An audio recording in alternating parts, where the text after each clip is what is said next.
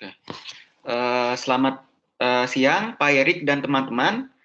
Hari ini saya akan menjelaskan tentang tugas hasil dari presentasi untuk ujian akhir semester saya. Jadi, mari saya mulaikan. Jadi, di dalam presentasi ini, saya akan menjelaskan tentang activity use case sequence diagram. Nah, pertama-tama saya akan menjelaskan tentang target pengguna dulu nih, sama kebutuhan pelanggan. Jadi, target pengguna dari website Island Sun Indo ini itu sebenarnya untuk tamu yang berasal dari Indonesia dan juga mancanegara di seluruh dunia.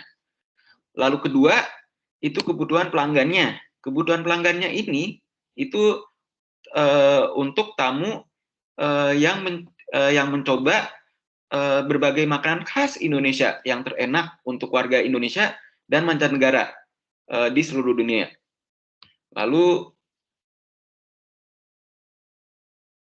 saya memilih template ini untuk presentasi di sini karena template ini menurut saya sangat bagus, sangat kreatif, dan sangat enak untuk saya jelaskan tentang materi activity use case sequence seperti alur-alur ini. Nah, untuk lebih jelas, marilah saya mulaikan. Jadi pertama ini saya akan menjelaskan tentang activity user diagram. Activity user diagram ini saya menjelaskan dengan 3 poin. Jadi pertama itu ada activity user pembeli di website, kedua activity user kasir di website, dan ketiga activity user laporan di website. Nah, activity user pembeli di website ini pertama itu jadi kita masuk ke website dan membuat akun dulu nih kalau yang belum punya account-nya. Lalu setelah membuat akun, pembeli bisa login. Lalu setelah login, pembeli bisa masuk ke halaman home-nya dan pembeli bisa setelah itu memesan makanannya, dan setelah itu pembeli bisa menunggu proses makanan. Dan setelah itu makanan disiapkan dengan box, lalu akhirnya diantar dan selesai. Nah, yang kedua itu ada activity user kasir di website. Jadi activity user kasir di website ini setelah membuat akun dan login, activity user kasir ini biasanya menawarkan pembeli untuk menu yang mau dipesankan. Lalu setelah menu dipesankan, kita ke tahapan pembayaran kasir untuk pembeli bayar. Lalu setelah itu dari melakukan transaksi pembayaran, dan setelah itu setelah melakukan transaksi pembayaran, setelah pembayaran berhasil dan selesai. Lalu ketiga, itu ada activity user laporan di website. Nah, activity user laporan di website ini user bisa melakukan review tentang makanan nih. Jadi pertama itu setelah kita login nih, user bisa melakukan review tentang makanan. Apakah makanannya itu enak atau ada tambahan, ada feedback. Nah, setelah mengasih feedback tentang toko makanannya ini, akhirnya terkirimkan ke pemilik toko makanan tersebut, dan setelah itu selesai. Nah, setelah itu kita akan pindah ke use case diagram nih. Use case diagram ini jadi pertama nih user. Nah, ini saya ada gambar orang supaya lebih jelas. Jadi user ini melihat menu catering yang sedang ada melalui website nih. Nah, setelah itu melakukan proses pemesanan bagi restorannya. Nah, proses pemesanannya ini ada 4 toko nih. Pertama pemasak, pelayanan, pengantar, dan tamu. Nah, pemasaknya ini tugasnya adalah memasak makanan sesuai dengan menu cateringnya. Nah, yang setelah itu pelayanan menyiapkan makanan dengan box makanan.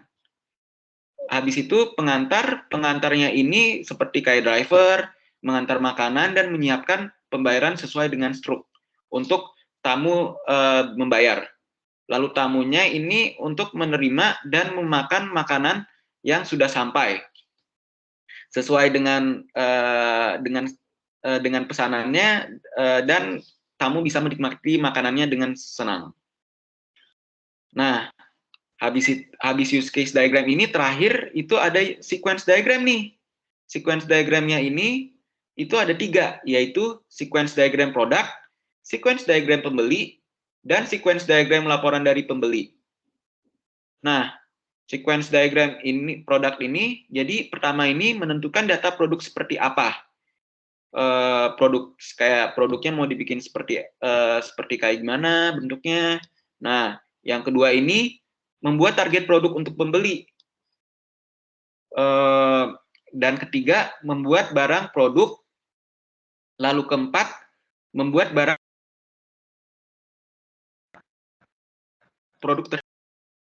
produk siap untuk dibeli bagi kepada pembeli. Nah, sequence diagram pembeli ini kedua.